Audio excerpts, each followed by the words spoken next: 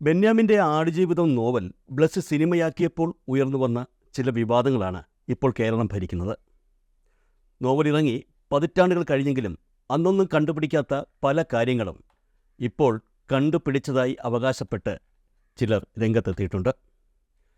ആടുജീവിതം ഒരു നോവലാണോ അതോ ഒരു ആത്മകഥയാണോ എന്ന് വ്യക്തമായി തിരിച്ചറിയാത്ത ചിലർ മാത്രമാണ് ഈ വിവാദങ്ങൾക്ക് പിന്നിൽ എന്ന് വ്യക്തം.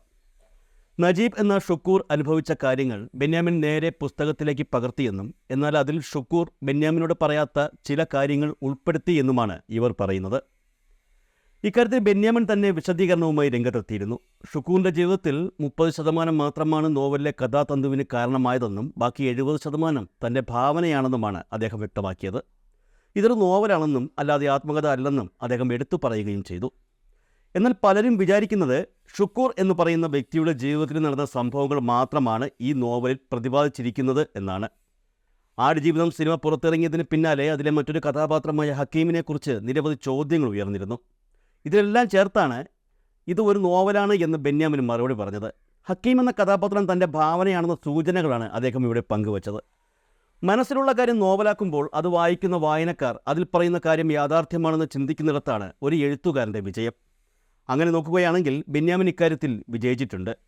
എന്നാൽ നോവൽ വായിച്ച പലരും അല്ലെങ്കിൽ സിനിമ കണ്ട പലരും പറയുന്നത് ഇക്കാര്യത്തിൽ ഭാവനയില്ല, നജീബ് എന്ന് പറയുന്ന വ്യക്തിയുടെ ജീവിതം തന്നെയാണ് ഇതെന്നാണ്.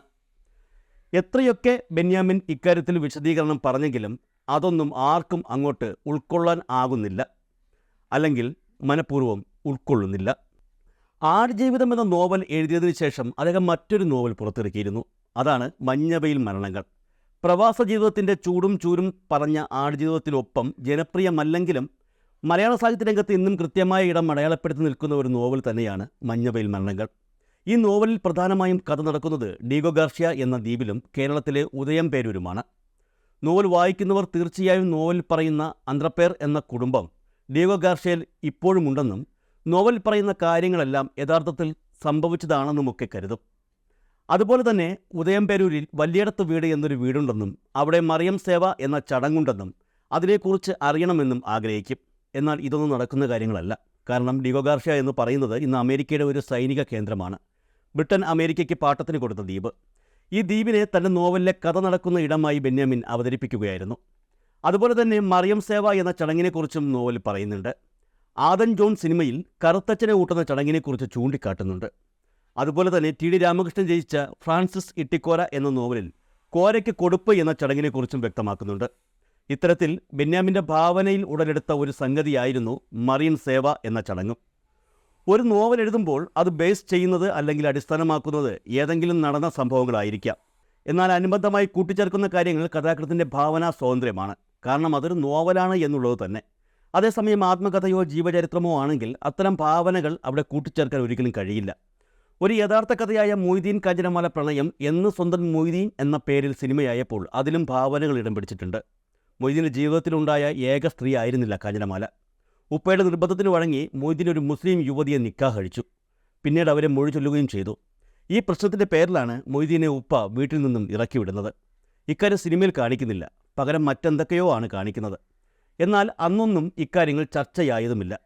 ഓർക്കാനുള്ളത് മൊയ്തീൻ കാഞ്ചനമാല ഒരു നോവലോ കഥയോ ഒന്നുമല്ലായിരുന്നു എന്നുള്ളതാണ്. യഥാർത്ഥ സംഭവങ്ങളെ ആസ്പദമാക്കി രചിച്ച കുറിപ്പുകൾ അടങ്ങിയ രചനയായിരുന്നു അത്.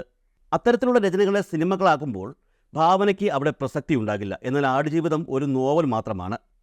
ആടുജീവിതം പ്രസിദ്ധീകരിച്ച് പതിറ്റാണ്ടുകൾ കഴിഞ്ഞ വിവാദങ്ങൾ വീണ്ടും വീണ്ടും ഉയർന്നു വന്നുകൊണ്ടിരിക്കുമ്പോഴാണ് ഈ വിവാദങ്ങളുടെ പിന്നാമ്പുറങ്ങളെ സംബന്ധിച്ച് സംശയങ്ങൾ ഉയരുന്നത്. ബെന്യാമിനും പൃഥ്വിരാജുമൊക്കെ പലരുടെയും കണ്ണിലെ കരടുകളാണ് ഇന്നും. ഇതെല്ലാം അവർക്കുള്ള പണികളായിരുന്നു എന്ന് വേണം കരുതാൻ. അതിനിടയിൽ കാര്യമറിയാതെ പലരും ചെന്ന് ഇക്കാര്യത്തിൽ തലവയ്ക്കുകയായിരുന്നു. നോവൽ, ജീവചരിത്രം, ആത്മകഥ, ലേഖനം, കഥ, നാടകം, നോവലറ്റ് എന്നിങ്ങനെയുള്ള സാഹിത്യശാഖകളെ സംബന്ധിച്ച് അറിവുകൾ കുറച്ചെങ്കിലും ഈ വിവാദം ഉണ്ടാക്കുന്നവർ ഉൾക്കൊണ്ടിരുന്നെങ്കിൽ വളരെ നന്നായിരുന്നു.